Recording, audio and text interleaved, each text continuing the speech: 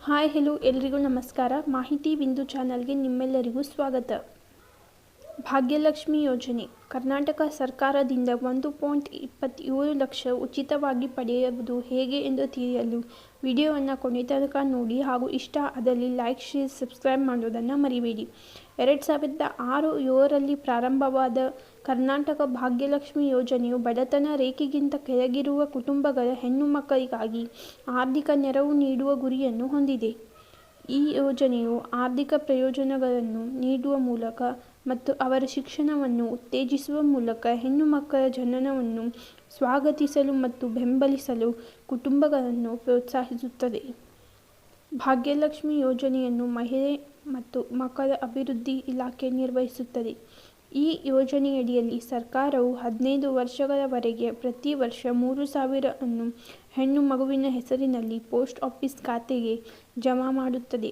ಅರ್ಹತೆ ಮತ್ತು ಅಗತ್ಯ ದಾಖಲೆಗಳು ಮತ್ತು ಪ್ರಯೋಜನಗಳ ಕುರಿತು ಇನ್ನಷ್ಟು ತಿಳಿದುಕೊಳ್ಳಲು ವಿಡಿಯೋವನ್ನು ಕೊನೆ ತನಕ ನೋಡಿ. ಈ ಯೋಜನೆಯು BPL ಕಾರ್ಡ್ ಇರುವವರಿಗೆ ಸಂಬಂಧಿಸಿದ್ದಾಗಿದೆ.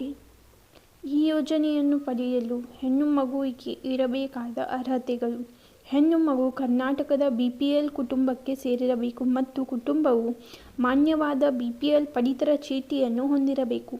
ಮಗುವಿನ ಜನನದ ನಂತರ 2 ವರ್ಷಗಳೊಳಗೆ ಮಾನ್ಯ ಜನನ ಪ್ರಮಾಣ ಪತ್ರದೊಂದಿಗೆ ಭಾಗ್ಯಲಕ್ಷ್ಮಿ ಯೋಜನೆಗೆ ನೋಂದಣಿಯನ್ನು ಪೂರ್ಣಗೊಳಿಸಬೇಕು. ಪ್ರತಿ ಕುಟುಂಬಕ್ಕೆ 2 ಹೆಣ್ಣು ಮಕ್ಕಳು ಮಾತ್ರ ಈ ಯೋಜನೆಗೆ ಅರ್ಹರು.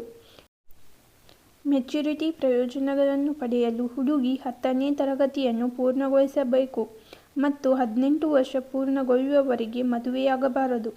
ಹೆಣ್ಣು ಮಗುವನ್ನು ಬಾಲಕಾರ್ಮಿಕದಲ್ಲಿ ತೊಡಗಿಸಬಾರದು. ಈ ಯೋಜನೆಗೆ ಅಗತ್ಯವಿರುವ ದಾಖಲೆಗಳು ಏನೆಂದರೆ: ಮಗುವಿನ ಜನನ ಪ್ರಮಾಣ ಪತ್ರ, BPL ಪಡಿತರ ಚೀಟಿ, ಪೋಷಕರ ಆಧಾರ್ ಕಾರ್ಡ್.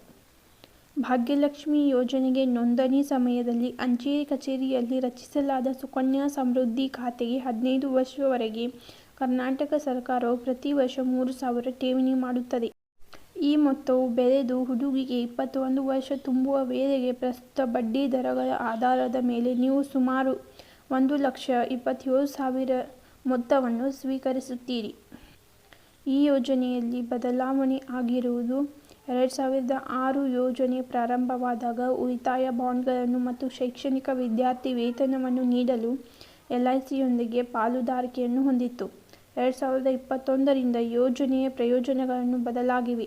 ಈಗ ಉಳಿತಾಯ ಬಾಂಡ್ಗಳು ಮತ್ತು ಸ್ಕಾಲರ್ಶಿಪ್ಗಳ ಬದಲಿಗೆ ಕರ್ನಾಟಕ ಸರ್ಕಾರವು 15 ವರ್ಷಗಳವರೆಗೆ ಪ್ರತಿ ಅರ್ಹ ಹೆಣ್ಣು ಮಗುವಿಗೆ ಸುಕನ್ಯಾ ಸಮೃದ್ಧಿ ಖಾತೆಗೆ ಪ್ರತಿ ವರ್ಷ 3,000 ಠೇವಣಿ ಮಾಡುತ್ತದೆ.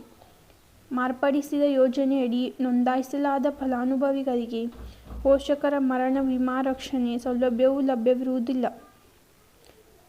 ಭಾಗ್ಯಲಕ್ಷ್ಮಿ ಯೋಜನೆಗೆ ಮೆಚುರಿಟಿ ಅವಧಿಯು ಯೋಜನೆಗೆ ನೋಂದಣಿಯಾದ ದಿನಾಂಕದಿಂದ 21 ವರ್ಷಗಳು. ಮೊದಲ 15 ವರ್ಷಗಳವರೆಗೆ ಕರ್ನಾಟಕ ಸರ್ಕಾರವು ಖಾತೆಗೆ ಠೇವಣಿಗಳನ್ನು ಮಾಡುತ್ತದೆ ಮತ್ತು ಉಳಿದ 6 ವರ್ಷಗಳು ಲಾಕ್-ಇನ್ ಅವಧಿಯಾಗಿದೆ.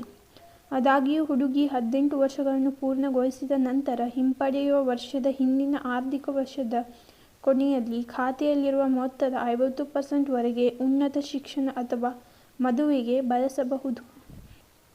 ಪ್ರಮುಖ ಸೂಚನೆಗಳು ಏನೆಂದರೆ: ಭಾಗ್ಯಲಕ್ಷ್ಮಿ ಯೋಜನೆಯ ಪಾಸ್ಬುಕ್ ಕಳೆದು ಹೋದರೆ ಹೊಸ ಪಾಸ್ಬುಕ್ ನೀಡಲು 50 ಪಾವತಿಸಿ ಶಿಶು ಅಭಿವೃದ್ಧಿ ಯೋಜನಾಧಿಕಾರಿ ಮೂಲಕ ಮನವಿ ಸಲ್ಲಿಸಬಹುದು.